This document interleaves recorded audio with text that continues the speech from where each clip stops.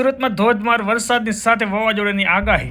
ઘરે આવ્યો ને તો વાવાઝોડું ચાલુ થઈ ગયું. જોઈ લો ડમરી કેવી ઉડે છે. બાકી અમારા બાલ્કનીથી એટલો વ્યૂ મસ્ત આવતો હતો, ઠંડો પવન અને વરસાદ ધોધમાર પડ્યો ને આવી ગયા હોટલમાં લા પેપરમાં આવ્યા હતા ઢોસા ખાવા માટે. ત્યાં મારું ફેવરેટ તવા મેસૂર આવી ગયું. જોરદાર મજા પડી ગઈ. બધાની સાથે ફેમિલી સાથે ફૂલ ડિનર. શક્તિનો કોકો લીધો, લેટ નાઇટ પીશું અને આ લોકો જાય છે બેસવા માટે, ચા પાણી પીવા માટે અને હું મસ્ત આઈપીએલ જોતો હતો. નેક્સ્ટ ડે મોર્નિંગ સવારમાં સુઈ 4 લખીને ચાલવા જવા માટે નીકળી ગયા.